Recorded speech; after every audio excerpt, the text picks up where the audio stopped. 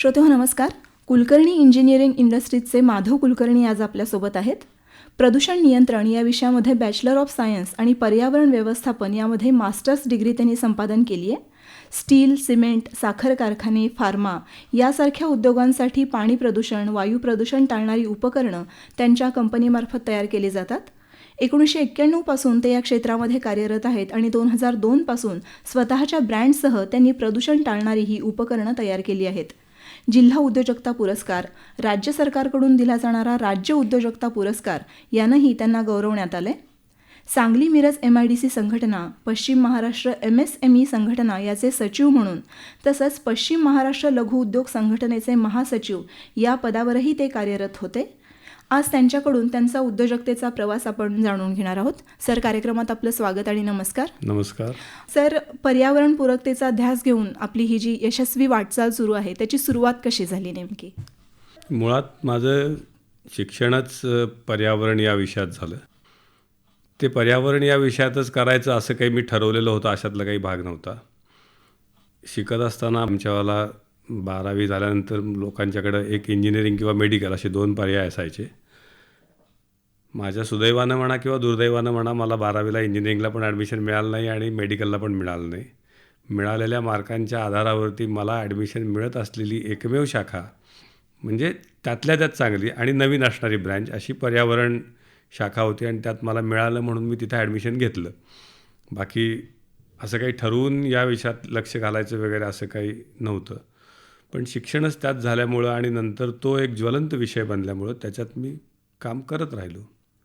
आता साधारण 1999 पासून तुम्ही हा पर्यावरण पूरकतेचा ध्यास घेतला आणि हे जागरूकता जी काही सुरू आहे ती अलीकडे ह्या 4-5 वर्षात आपल्याला बरंच प्रमाण बघायला मिळते. पण तेव्हा म्हणजे 1999 सालापासून तुम्ही ही जी सुरुवात केलीत हे मुळात कसं सुचलं? मी जे एन्व्हायरमेंटल पोल्युशन कंट्रोल या कोर्सला जेव्हा सुरुवात केली, जेव्हा पास झालो, त्याच्यानंतर माझी पोस्ट ग्रॅज्युएशन झालं, त्यावेळेला खरं तर या विषयाला फारसं काही महत्त्व होतं असं नाही. त्यावेळेला त्या संदर्भात नोकऱ्या पण फार होत्या असं काही नव्हतं. त्यावेळेला जागरण लोकांच्यात असंही नव्हतं. पण त्यावेळेला महाराष्ट्र पोल्युशन कंट्रोल बोर्ड हे नव्यानं स्थापन झालेलं होतं. बोर्डात बरेचसे जण नोकरीला लागलेले होते आणि त्याच वेळेला पर्यावरणाचे विषय हे पुढं ज्वलंत होणार असं काही कॉर्पोरेट कंपन्यांना वाटत असल्यामुळे त्यांनी सुरुवातीला एन्व्हायरमेंटल इंजिनियर्स अपॉइंट करणं सुरू केलेलं होतं. त्यातनं नोकरीच्या निमित्तानं आणि मग तो विषय नवीन आहे, त्यातलं फार तज्ज्ञ लोक नाही आहेत भारतात, अशातनं त्याचा अभ्यास करत गेलो आणि मग ते होता होता इथंपर्यंत आलेलो आहोत. याचा अभ्यास केला, पदवी घेतली, पण बिझनेस माइंडसेटनी सुद्धा हा विषय तुम्ही निवडलात. मग घरी काही व्यवसायाची पार्श्वभूमी होती म्हणून हे क्षेत्र निवडलं की काय नेमकं? नाही, घरी व्यवसायाची पार्श्वभूमी तर अजिबात नव्हती. उलट घरातल्यांचा, माझ्या आईवडिलांसह सर्वांचा घरातल्यांचा व्यवसाय सुरू करण्यालाच मुळात विरोध होता. असलेली चांगली नोकरी सोडून आपण व्यवसाय सुरू करावा का? त्यावेळेला मुंबईत असणारी नोकरी आणि तिथला पगार, बाकी सगळ्या इतर गोष्टी सोडून परत सांगली जिल्ह्यात यावं का? या सगळ्या गोष्टीला सर्वांचा तसा विरोधच होता. पण एकूण काही कारणांमुळं मुंबईत काय म्हणतात मन रमलं नाही असा एक हे झाला. त्यामुळं मग मी मुंबई सोडून परत आपल्या गावाकडे यायचा निर्णय घेतला. म्हणजे मला आठवतं की ज्यावेळेला संध्याकाळी आमची कंपनी सुटायची, मी मॉड दलालमध्ये असताना 6 वाजता कंपनी सुटायची. कंपनी सुटल्यानंतर तिथून कंपनीची बस आम्हाला वरळीच्या ऑफिसमधून दादरला कबूतरखान्यापाशी आणून सोडायची. तोपर्यंत 6:15 6:30 वाजलेले असायचे आणि 6:30 वाजता जेव्हा मी 7 नंबर प्लॅटफॉर्मला डोंबिवलीला जायसाठी वरनं खाली उतरत असायचो, तेव्हा जिथंपर्यंत नजर जाईल तिथंपर्यंत मला माणसंच दिसायची. इतकी गर्दी असायची, प्रचंड गर्दी. आणि त्या गर्दीत आपलं कोणच नाही हा एक त्यातला भाव असायचा. म्हणजे खूप लोकांच्यात आपण आहोत पण आपलं कोणच नाही असा जो भाव म्हणतात तो भाव असायचा. मग त्या गर्दीत लोंबकळत जायचं डोंबिवलीपर्यंत, कंटाळा यायचा. मग मी त्यावेळेला असं ठरवलं की नाही, आपण हे फार दिवस काही आपल्याला हे झेपणारं नाही आहे. हा एक भाग होता गर्दीचा. दुसरा भाग होता की मुंबईतली त्यावेळची घरांची परिस्थिती, अफोर्डेबिलिटी, आपण इथं घर घेऊ शकू का, इथं आपलं काही होऊ शकेल का, हे सगळे प्रश्न असायचे. मग त्या सगळ्या प्रश्नांच्यावरती उत्तर असायचं की नाही, आपण आपल्या गावाकडे जाऊन काही छोटं मोठं जरी काम केलं तरी याच्यापेक्षा जास्त समाधानी आणि सुखी राहू, पैसे किती मिळतील हा प्रश्न नाही, असा खरं तर त्यावेळेला विचार होता. आणि त्यातच एक गोष्ट लक्षात आली की ज्या कंपनीत मी काम करत होतो त्या कंपनीसाठी बऱ्याचशा गोष्टी तयार करणारी पण लोकं बाहेर होती.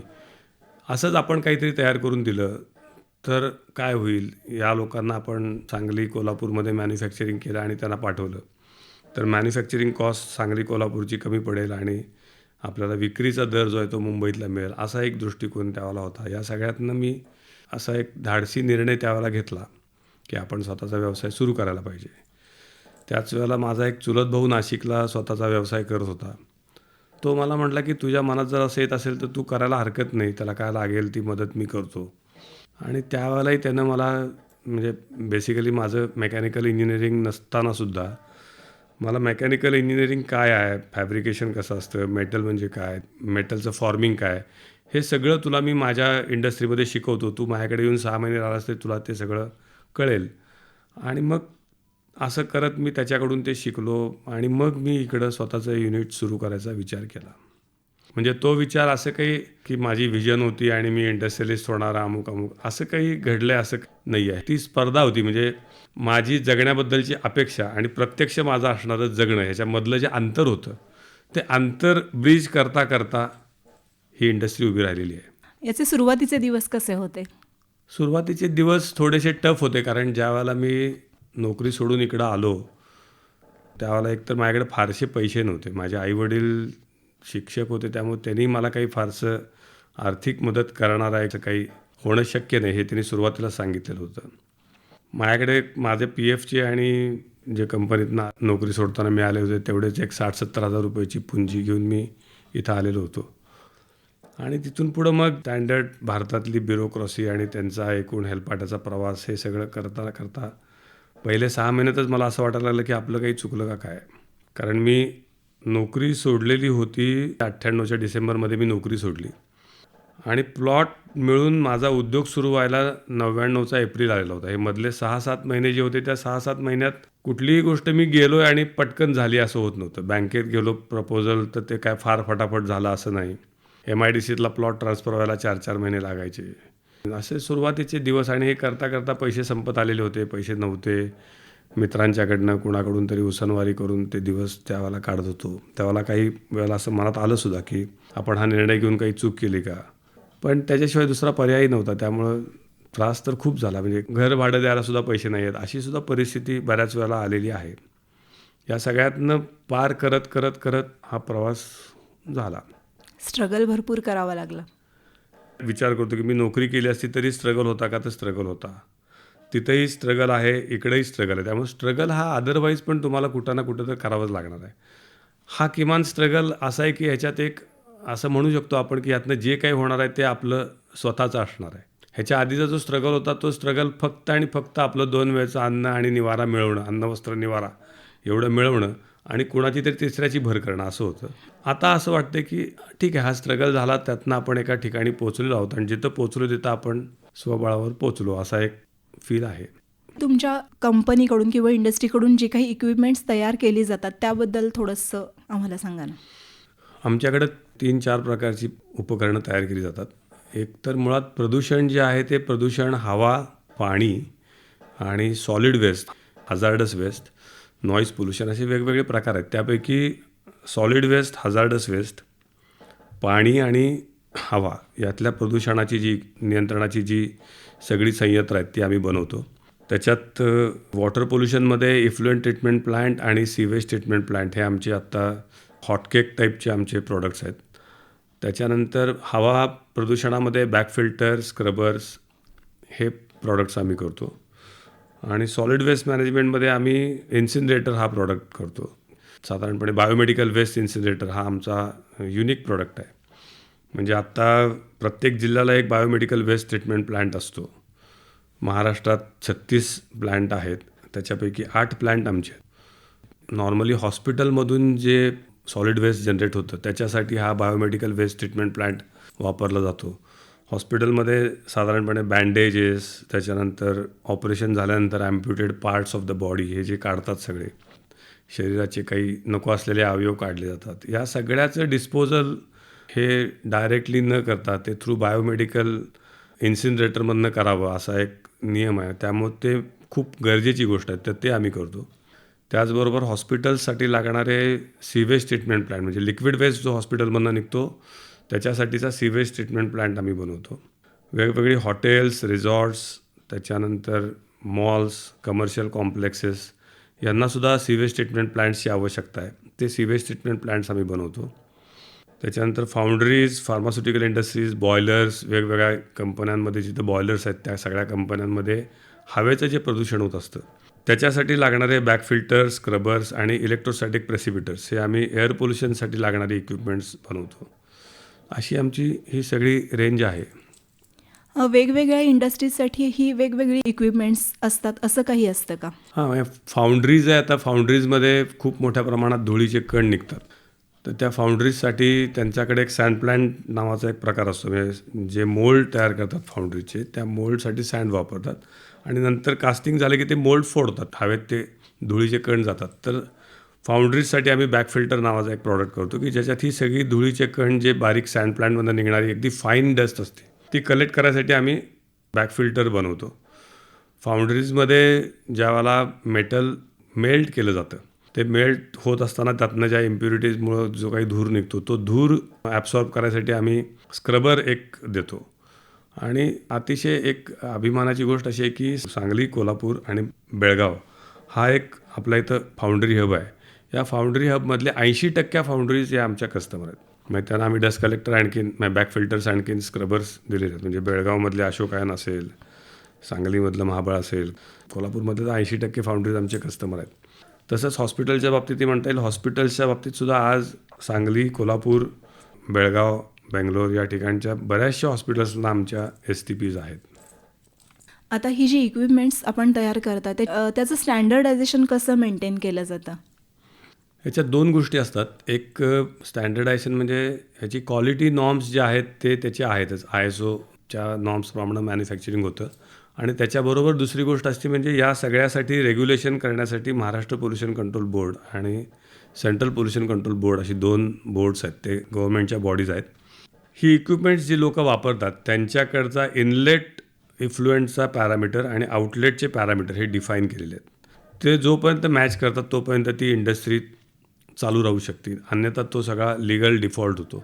त्याच्यामुळे आमची इक्विपमेंट्स जी आहेत ती त्या नॉर्म्समध्ये त्याचं आउटलेट आम्ही देतो का हा आमचा क्वालिटीचा सगळ्यात मोठा क्रायटेरिया असतो. प्लस मॅन्युफॅक्चरिंगमध्ये आम्ही ISOचं रेकॉर्ड्स जेव्हा मेंटेन करतो तेव्हा प्रत्येक प्रॉडक्टची traceability to the last end हा आम्ही एक पॅरामीटर चेक केला जातो. या 2 गोष्टींच्या वरती क्वालिटी नॉर्मली बघतात. म्हणजे कधी असंही आढळून आलं असेल ना की हे नॉर्म्स पाळले जात नाहीत काही इंडस्ट्रीमध्ये, की प्रोडक्शन रेशोमध्ये फरक किंवा कमी उत्पादन येतं म्हणून. मग अशा केसेसमध्ये तिथं जे काही काम करणारी लोकं आहेत त्यांची सुरक्षितता आणि या गोष्टी कितपत महत्त्वाच्या किंवा त्या कशा? हे पूर्वीच्या काळी असं विचार करायचे लोक, पण आत्ता असा विचार करत नाहीत. त्याचं कारण असं आहे की फाउंड्रीजमध्ये आज फक्त पैसे वाचवण्यासाठी कोण असं करेल असं वाटत नाही. याचं कारण असं आहे की तिथं काम करणाऱ्या लोकांना येणारे ऑक्युपेशनल हेल्थ आजार्स त्याच्यामुळे तिथं लोक काम करायची कमी करतात आणि एकतर लोक मिळत नाहीत. त्याच्यामुळे जास्तीत जास्त लोकांना चांगलं क्लीन एन्व्हायरमेंट द्यावं असे बरेचसे इंडस्ट्रीची लोक पण विचार करत असतात. अनेक हॉस्पिटल्स अशी आहेत की ते असा विचार करतात की आमचं सिवेज जे ट्रीट होईल तेच सिवेजचं ट्रीटेड वॉटर आम्ही परत वापरू शकतो का. म्हणजे इथंपर्यंत विचार करणारी हॉस्पिटल्स आज आपल्याकडे सांगलीमध्ये आहेत. याचं कारण असं आहे की एकतर पाण्याची कमतरता आहे हेही सगळ्यांना माहिती आहे. हॉस्पिटलमध्ये पाण्याचं रिक्वायरमेंट पण खूप मोठी आहे. NABHच्या नॉर्म्सप्रमाणे एका हॉस्पिटलमध्ये जर समजा एक 10 बेडचं हॉस्पिटल असेल तर पर बेड साधारणपणे 220 लिटर पाणी पर डे लागतं.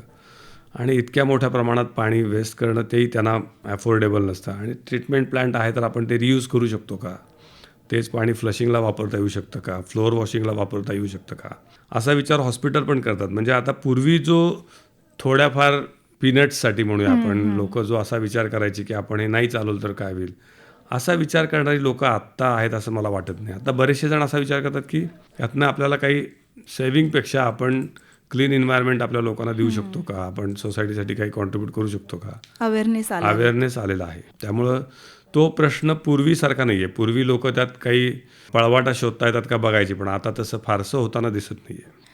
आपल्या सांगली मिरजेमध्ये असणारे कारखाने किंवा इंडस्ट्रीज आणि मोठ्या शहरातल्या इंडस्ट्रीज तर याच्या पोल्युशनच्या मेजर्समध्ये काही फरक असतो का? नाही, असं काय असत नाही. म्हणजे जी स्टँडर्ड्स आज कांदिवलीमध्ये असणाऱ्या महिंद्राच्या फाउंड्रीला आहेत, तीच स्टँडर्ड्स आज कोल्हापूरमधल्या किंवा सांगलीमधल्या एखाद्या फाउंड्रीला तीच स्टँडर्ड्स आहेत. त्याच्यात काही फरक नाही आहे. हा ग्लोबलायझेशनचा, ज्याला आपण ग्लोबल विलेज म्हणतो, त्याच्यामुळं स्टँडर्ड्स ही तुम्ही कुठल्या लोकेशनला आहात म्हणून ती स्टँडर्ड्स बदलतात असं काही होत नाही. स्टँडर्ड्स ही युनिव्हर्सल असतात आणि ती शक्यतो बदलत नाहीत. आता तुलनेनं आपण मोठ्या शहरांचा विचार करता सांगली मिरजेमध्ये इंडस्ट्रीज कमी आहेत किंवा म्हणजे याच्यामागं संसाधनं कमी आहेत, या पातळीवर आपण कुठेतरी मागे पडतो असं एक चिंतन कुठेतरी वाटतं इतक्या वर्षानंतर. उलटा विचार करायला पाहिजे. माझं असं म्हणणं आहे की जे मी केलं की मुंबई सोडून सांगलीला आलो, तोच विचार आत्ताच्या मुलांनी करायला पाहिजे. आणि इथून मुंबईला जाणं चांगलं, बेंगलोरला जाणं चांगलं, हैदराबादला जाणं चांगलं, का सांगलीत राहून स्वतःचा उद्योग करणं चांगलं, हा विचार करायला पाहिजे. माझा करिअरचा जो पाथ आहे तो आता टुवर्ड्स फ्लॅग एंड आहे. म्हणजे आता आणखीन एक फार तर 5-10 वर्ष मी काम करू शकेन. पण आत्ता मी असं सांगू शकतो की क्वालिटी ऑफ लाईफ आणि इन्कम आणि आपण मिळवत असलेल्या सगळ्या गोष्टी ह्याचा जर तुलनेनं विचार केला तर आपल्या सांगलीमध्ये राहून काहीतरी करणं हे कधीही चांगलं. याचं कारण असं आहे की तुम्हाला खूप संपत्ती मिळू शकते आणि त्या संपत्तीचं व्हॅल्युएशन तुम्हाला दिसताना दिसेल की हे खूप मोठं आहे. पण क्वालिटी ऑफ लाईफ जी तुम्ही जगता सांगलीमध्ये त्याची तुलना करता ती बरोबरी नाही होऊ शकत. म्हणजे आज मागं वळून बघताना जी माझ्या बरोबरचे बॅचमेट होते त्यांनी, आपण समजा अगदी इकॉनॉमिक क्रायटेरियाज फक्त लावला की आर्थिक सबोधता किती आली आणि आर्थिक संपत्ती किती मिळवली. काही माझे मित्र आहेत ते आता काही कंपन्यांचे पार अगदी CEO पर्यंत गेलेले आहेत. त्यांचं वार्षिक उत्पन्न आणि गेल्या 30 वर्षात त्यांनी त्यांच्यासाठी जनरेट केलेली संपत्ती आणि इथं मी सांगलीला आल्यानंतर मी मिळवलेली संपत्ती आणि माझा आत्तापर्यंत होत असलेला इन्कम, यातलं जर अंतर काढलं तर ते फार नाही आहे. ते अंतर साधारण तिथंच आहे. सुरुवातीच्या काळात ते खूप गतीनं चाललेले होते, पण एका ठराविक टप्प्यानंतर त्यांची गती मंदावली आणि मी सुरुवातीला खूप कमी गतीनं गेलो, पण आत्ता नंतर बरोबरीनं आहोत. याचा अर्थ असा आहे की क्वालिटी ऑफ लाईफ जी मला मिळाली आणि त्याच्याबरोबरीनं मिळालेली संपत्ती यात फार फरक पडलेला नाही आहे. त्याच्यामुळं आत्ता सांगली जिल्ह्यात असणाऱ्या इंजिनियर्सना, टेक्नोक्रॅट्सना माझं असं एक विनंती राहील, त्यांनी असा विचार करावा की मेट्रो सिटीजमधलं जे लाईफ आहे ते लाईफ आपल्याला भले भुलवणारं असेल, म्हणजे आकर्षित करणारं असेल, पण ते लाईफ फार काही आनंददायी आहे असं नाही आहे. लाँग रनमध्ये तुम्ही इथं राहून पण तिथं एन्जॉयमेंट करू शकता. आणि क्वालिटी ऑफ लाईफ, ज्याला मुंबईतलं घर, इथलं घर, म्हणजे आज तुम्ही जेव्हाला 1 कोटी रुपये खर्च करून घर बांधता त्यावेळेला इथं सांगलीमध्ये ते साधारणपणे राजवाडा सदृश घर होतं आणि मुंबईत जेव्हा तुम्ही 1 कोटी घालता तेव्हा तुम्हाला हार्डली 2 BHKचं घर मिळतं. म्हणजे इतपत हा सगळा फरक आहे. हा सगळा विचार करता इथल्या युवकांनी जास्त बाहेर न जाता इथंच राहावं. इथं असणाऱ्या संसाधनांचा जास्तीत जास्त वापर कसा करता येईल आणि त्याचा वापर करून आपण स्वावलंबी कसं होऊ शकतो याचा विचार करणं जास्त चांगलं. तुमच्या आजपर्यंतच्या या यशाचं रहस्य आणि श्रेय तुम्ही कुणाला देऊ इच्छिता? अनेक लोक आहेत. म्हणजे यशात साथीदार म्हणतो तसे खूप असतात. म्हणजे अगदी लहानपणापासून आईवडिलांनी केलेले संस्कार असतील, त्याच्यानंतर सर्वांनी दिलेली साथ असेल, आपण ज्या ठिकाणी काम केलं त्या ठिकाणी काम करणारे आपले सगळे कर्मचारी, सहकारी, मित्र, सगळ्यांचे अनेक लोकांचं सहकार्य असतं. त्याच्यामुळंच तर आपण येऊ शकतो. माझं तर उलटं असं म्हणणं आहे की ज्या माणसाला जास्तीत जास्त लोकांची साथ संगत मिळते तोच माणूस जास्त यशस्वी होऊ शकतो. मी एकटा सोलो सगळं करतो असं म्हणणारी जी लोकं असतात त्यांच्या वाटेला फक्त फेल्युअरच येतं. कारण कुठलीही गोष्ट जगातली ही मी एकट्याने केली अशी होऊ शकत नाही. आणि काही लोक दृश्य असतात, काही अदृश्य असतात, काही रोज मदत करत असतात, काही आपल्याला न दिसता पण आपल्या माघारी आपल्याला मदत करत असतात. या सगळ्या लोकांचं कुठं ना कुठंतरी कॉन्ट्रीब्युशन असतं आपल्या लाईफमध्ये. या स्पर्धेच्या युगात अनुभवावरून काय सांगाल की येणाऱ्या नवीन लोकांनी जर पाय रोवून उभं राहायचं असेल या इंडस्ट्रीमध्ये तर त्यांनी काय नेमकं करायला हवं आहे आणि स्पर्धेत टिकून राहायचं असेल तर काय करायला हवं आहे? स्पर्धा आहे म्हणून मी उतरणारच नाही स्पर्धेला, मी घरातच बसेन, यालाही अर्थ नाही आहे. त्याच्यामुळं आपण स्पर्धा असली तरीसुद्धा मार्केटमध्ये जायला पाहिजे. आणि मार्केट हे एकच अशी एक डिफाईन गोष्ट नसते. त्या मार्केटचे वेगवेगळे सेगमेंट असतात. त्यात आपण विचार करायला पाहिजे की असा कुठला सेगमेंट आहे की ज्याच्यात स्पर्धा तुलनेनं कमी आहे. त्याच्यामुळे त्या सेगमेंटमध्ये होणारी स्पर्धा ही कमी असते. त्यामुळं आपण पहिल्यांदा मार्केटला गेलं पाहिजे आणि विचार केला पाहिजे की यातल्या कुठल्या सेगमेंटला मी केटर करणार आहे. आणि कितीही जरी स्पर्धा आहे असं लोकं म्हणत असली तरीसुद्धा 140 कोटी जनतेचा हा देश आहे. या देशातल्या गरजा इतक्या प्रचंड आहेत की त्या पुरवणारीच लोकं नाही आहेत. माझं तर असं उलटं म्हणणं आहे की ते सगळी क्षेत्र ओपन आहेत. त्या सगळ्या क्षेत्रामध्ये तुम्ही पैसे मिळवू शकता, व्यवसाय उभे करू शकता, काही करू शकता. म्हणजे माझा व्यवसाय चालत नाही स्पर्धेमुळं असं जो माणूस सांगतोय या देशात, त्या माणसानं स्वतःच मार्केट बघितलेलं नाही आणि देश बघितलेला नाही आणि समाजाच्या गरजा बघितलेल्या नाहीत असं माझं मत आहे. त्यांनी उघड्या डोळ्यानं बाहेर बघितलेलंच नाही आहे. त्यामुळे तो असं म्हणतोय की स्पर्धा खूप आहे. अदरवाईज स्पर्धा नाहीच आहे असं मला एका वेगळ्या अँगलनं बघितलं तर स्पर्धा नाही आहे. म्हणजे इतका मोठा क्रॉस सेक्शन आहे. भारतीय समाज हा एक खूप मोठा क्रॉस सेक्शन आहे आणि या संपूर्ण क्रॉस सेक्शनमध्ये वेगवेगळे जे घटक आहेत त्या वेगवेगळ्या घटकांच्या असंख्य गरजा आहेत. त्या गरजा पुरे करणारे लोक किंवा एजन्सीज आत्ता उपलब्ध नाही आहेत. खरं वास्तव हे आहे. म्हणून तर जगभरातल्या विविध कंपन्या आपल्या इथे यायसाठी प्रयत्न करतात. या सगळ्या प्रवासामध्ये कधीतरी आलेलं फेल्युअर आणि त्यामुळं कधी असं डिप्रेशन किंवा असं काही झालं आणि पुन्हा एक कमबॅक केलं तर ती एखादी मोमेंट काही लक्षात आहे? होतं असं डिप्रेशन येतं. म्हणजे मी व्यवसाय सुरू केला 99ला. 2001ला थोडंसं जरा असं झालं होतं. मी सुरुवातीला जे कर्ज घेतलं होतं त्या कर्जाचे थोडेसे हप्ते माझे द्यायचे राहिले होते. त्यावेळेला माझं अकाउंट NPA होण्याच्या मार्गावरती होतं. मला डिप्रेशन यायचं, पण त्यावेळेला एक गोष्ट मी केली. ज्या ज्या वेळेला मला डिप्रेशन आत्तापर्यंत आलं आहे त्यावेळेला मी जास्तीत जास्त व्यायाम करायचा प्रयत्न केला. म्हणजे ज्यावेळेला 2001ला हा इन्सिडन्स झालेला होता आमचं बँकेचं, त्यावेळेला मी आपलं एक क्रीडा संकुल जे आहे त्या क्रीडा संकुलाच्या स्विमिंग टँकमध्ये 2-2 तास पोहत बसायचो आणि मग त्यातनं बाहेर आलो की मी नक्की हे करणार असं एक मनाला मी सांगत राहायचो. हे होणार आहे, this is going to happen, this is bound to happen and I will see to it की it is going to happen. असं एक मी सारखं मनाला ॲटो सजेशन देत राहायचो. ते स्विमिंग करता करता मी सांगत राहायचो आणि त्याचा परिणाम व्हायचा. म्हणजे नंतर त्यातनं काही गोष्टी दिसायच्या. एक गोष्ट मला आता लक्षात आलेली आहे की आपण जे गमावलं किंवा हारलोय किंवा काय झालं हे जे आहे ना हे आपल्या डोक्यात असतं. ते पहिल्यांदा आपण डोक्यातनं एखादी गोष्ट ठरवली की ती हारली आहे की ती हारलेलीच असते आपण. त्याच्यामुळं तसं शक्यतो व्यवसायाच्या बाबतीत मी कधी केलेलं नाही की आता हे संपलं आहे असा कधी विचार केलेला नाही. म्हणजे येणाऱ्या प्रत्येक अडचणीला इथून काहीतरी नक्की नवीन सुरुवात होईल असाच मी विचार करायचो. म्हणजे आमच्या आत्ताचे जे प्रॉडक्ट्स आहेत ते सगळे प्रॉडक्ट्स हे तयार व्हायचं एकमेव कारण पहिला प्रॉडक्ट बंद झाला आहे म्हणून आम्ही दुसरा प्रॉडक्ट सुरू केला आहे. म्हणजे आम्ही पहिल्यांदा स्क्रबर करायचो. स्क्रबरमध्ये काय होतं की हवा जी असते ती हवा पाण्यातनं घालून पाठवतात. मग जे काही डस्ट वगैरे असेल ते सगळे पाण्यात येतं आणि पाण्यातनं ते बाहेर जातं. नंतर मग पाण्याच्या प्रदूषणावरती यायला लागलं प्रश्न. मग आता ते पाण्याच्या प्रदूषणाला तिथे स्क्रबर प्रॉडक्ट चालणार नाही, मग दुसरा काहीतरी विचार केला पाहिजे. म्हणून मग बॅक फिल्टर करायला लागलो. बॅक फिल्टरमध्ये सुद्धा मग खूप कॉम्पिटिशन आणि बॅक फिल्टर मग अगदीच स्वतःच करायला लागले. असं व्हायला लागलं. त्यावेळेला मग आम्हाला बायोमेडिकल वेस्ट इन्सिनरेटर हा प्रॉडक्ट तयार करावा असं वाटलं. अशा असंख्य गोष्टी आहेत. म्हणजे परवाच्या 2 जुलैला एक GR निघाला की जी छोटी हॉस्पिटल्स आहेत 50 बेडपेक्षा खालची, त्यांनी सीवेज ट्रीटमेंट प्लांट लावायची गरज नाही.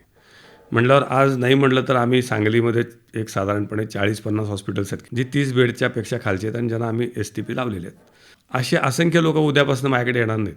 पण अशा वेळेलाच मला विचार करायची आवश्यकता आहे की मला दुसरं कुठलं मार्केट आहे किंवा दुसरा कुठला सेगमेंट आहे किंवा दुसरा कुठला प्रॉडक्ट आहे की ज्याच्यावरती मी काम केलं पाहिजे.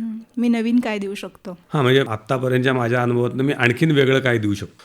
म्हणजे ज्या वेळेला अशी प्रॉडक्ट एक्सटिंग्विश होणं, एखादी पॉलिसी येणं, एका आपल्या कंट्रोलच्या बाहेरची एखादी गोष्ट घडणं, अशा गोष्टी घडून ज्या वेळेला एखाद्या गोष्टीला फुलस्टॉप येतो. म्हणजे बघताना त्याच्याकडे एका पुस्तकाकडे बघतो ना तसं बघायला पाहिजे. पुस्तकात जिथं पूर्णविराम आहे तिथनं पुढं दुसरं वाक्य सुरू होतं. जिथं पहिला पॅरेग्राफ संपतो तिथं दुसरा पॅरेग्राफ सुरू होतो.